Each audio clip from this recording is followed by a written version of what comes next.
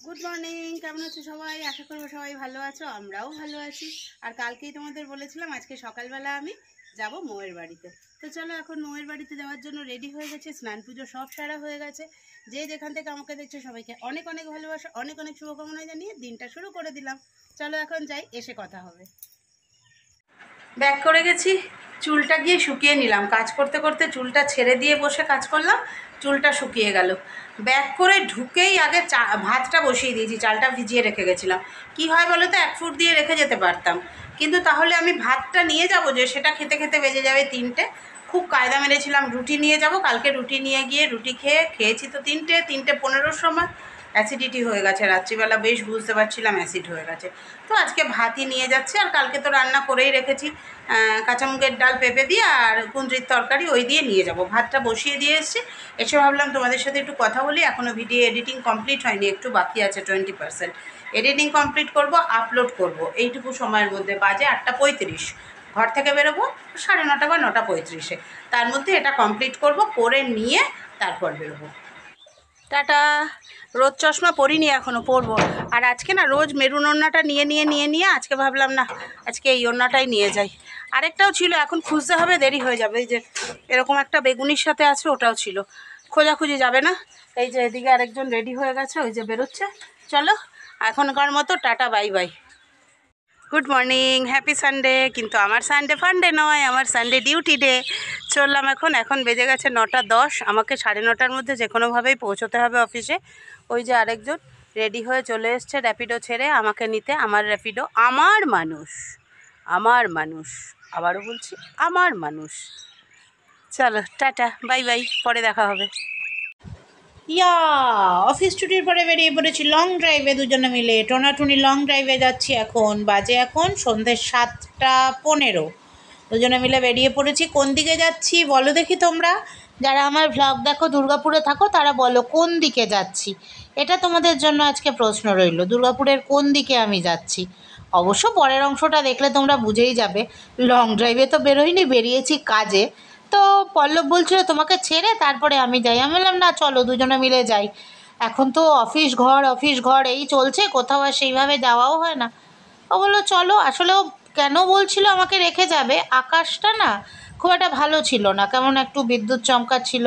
তো সেই জন্যই বলছিল আমাকে রেখে যাবে, কিন্তু আমি কাঁধে সবার হয়ে চলে এসেছি ওর সঙ্গে। বলো তো কোথায় এসেছি ট্রাঙ্ক রোডে। পল্লবের বাইকের লকটা একটু গন্ডগোল করছে, এটা নিয়ে আজকে একটা মহা বিপদে পড়ে গেছিলাম আমরা। কি হয়েছিল পরে তোমাদের বলছি, এখন এটা ঠিকঠাক করে নিয়ে চলো আগে টুকটাক বাজার করে বাড়ি ঢুকি, পরে তোমাদের সাথে শেয়ার করি। গুড ইভিনিং সবাইকে। বাড়ি থেকে বেরিয়েছিলাম সকাল 9টায়, আর বাড়িতে ঢুকেছি তখন কটা, 8:30 না 8:15? 8:15-তে বাড়িতে ঢুকেছি। অবশ্য অফিস থেকে বেরিয়ে দুজনে একটু ঘুরতে চলে গেছিলাম। আজকে রবিবার তো একটু ঘুরু করার জন্য মন করছিল। অ্যাকচুয়ালি কি করতে গেছি সেটা তোমরা আগে দেখেই নিয়েছো। যাই হোক, শুভ সন্ধ্যা সবাইকে। বাজারে গেলাম, বাজার থেকে আনলাম আমরা, এখনো আমরাটা কচি আছে। আর এইখানে আছে পেঁয়াজ আর রসুন। এনেছি দুধটা বাড়ন্ত হয়েছিল। আর এর মধ্যে আছে সর্ষের তেল, মুসুর ডাল, 5 ফোড়ন আর একটা নুনের প্যাকেট। এখন তো আমরা যখন যেমন তখন তেমন, এখন আর একসাথে বেশি বাজার, ওই 2 মাসের মুদি বাজার একসাথে করে রাখতে পারছি না। মানে এখন রোজগারটা হচ্ছে রোদের টাকা রোজগার, সেই জন্য অল্প অল্প করে বাজার করছি। আজকে আনলাম, এখন 6-7 দিন হবে। নুনের প্যাকেট তো থেকে যাবে, 5 ফোড়নও থেকে যাবে। ডালটা দিয়ে 6-7 দিন 8 দিন চলবে। 250 ডাল এনেছি, ডাল তো আর রোজ খাই না। তো এখন প্রথমে করবো, বেজে গেছে 9:15, প্রথমে করবো চা। পরিবর্তে চা করে দিয়ে আমিও অল্প একটু খাই।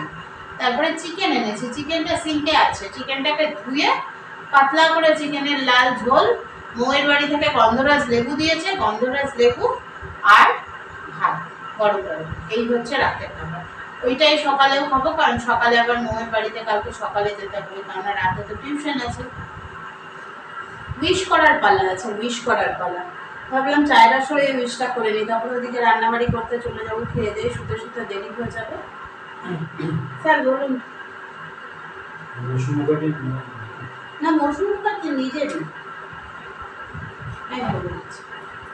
কাজের জন্মদিন, ও তো ঠিক সব কমেন্টসগুলো পড়ে না, তাই ও মানে অত মনে রাখতে পারে না। তার থেকে বড় কথা মৌসুমী মুখার্জি আমার থেকে বয়সে কম বা বয়সের জানতে সে যা না জানলে অসুবিধা নেই, আমাদের যখন নাম ধরে ডাকে তার মানে আমাদের সমবয়সী হবে।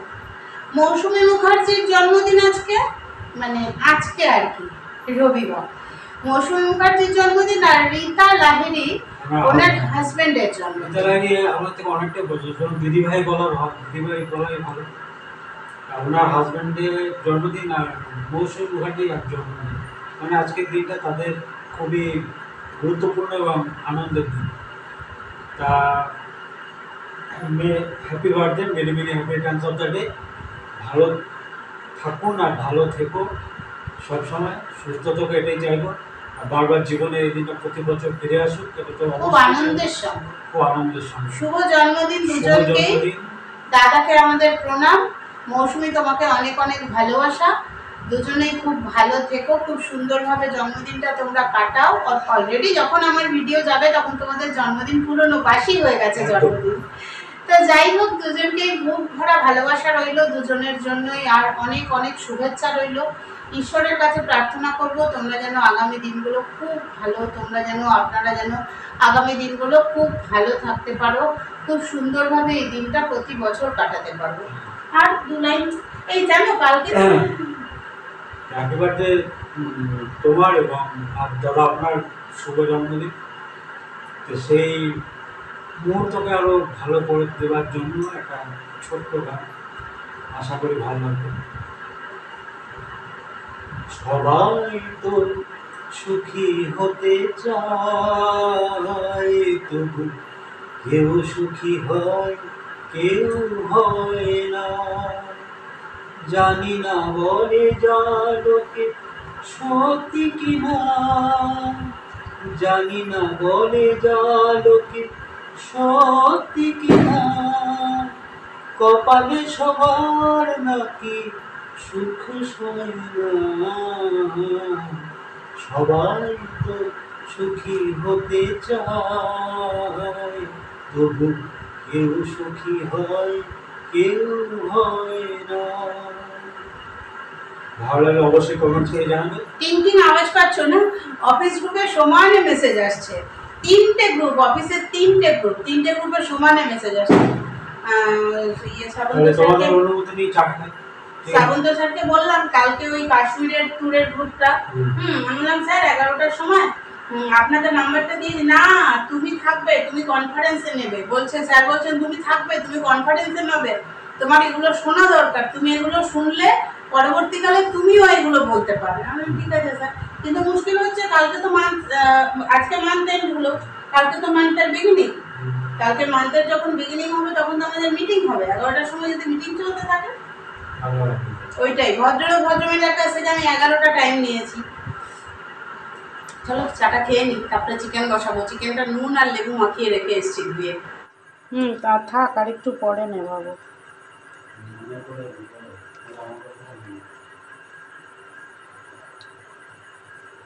পাতলা করে চিকেনের ঝোল বানাবো, ঠিক আছে।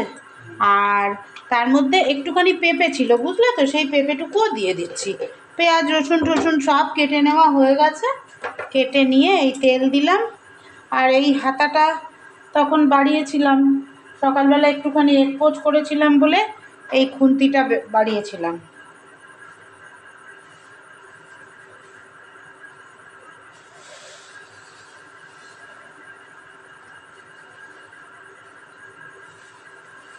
এই খুন্তিটা দিয়েই করে নিচ্ছি।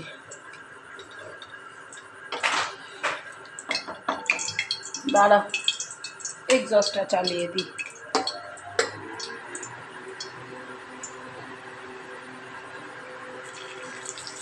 যদি দেখার ইচ্ছা হয় তোমার নিঠুর মনে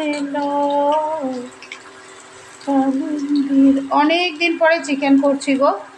এর মাঝে অফিসে আমি খেয়েছিলাম, কিন্তু পল্লবের চিকেন খাওয়া হয়নি। পল্লব অনেক দিন পরে চিকেন খাচ্ছে, মানে আমার দাঁতটাও একটু ব্যথা ব্যথা ছিল, ওই সব কারণেই আর কি আর করা হয়নি। এটা আবার কি, ও পেঁয়াজেরই অংশ। এমনি নর্মাল ঝোল করবো, এই দেখো এখানে আলু, পেঁপে, টমেটো, কাঁচা লঙ্কা নিয়েছি। আর এই হলো চিকেন, নুন আর লেবু মাখিয়ে রেখেছি। এবার তোমাদের বলি কালকে আমরা কি মহা বিপদ থেকে বেঁচেছি।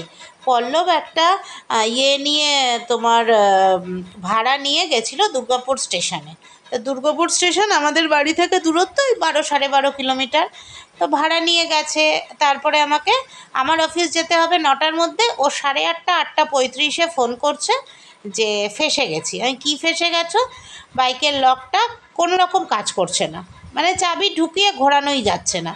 মানে এটা তো মারাত্মক একটা বিপদ। ওখানে কাছাকাছি কোনো গ্যারেজও নেই যে সেখানে গিয়ে ঠিক করবে, সময়ও হাতে নেই।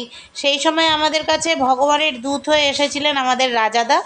রাজাদার একটা অনেক বড় হেল্প ছিল, যার ফলে আমরা আর কি ওখান থেকে, আর লোকনাথ বাবার কৃপায় ওখান থেকে আর কি পল্লব তারপরে আমি বেরোনোর আগেই বাড়ি পৌঁছতে পেরেছে।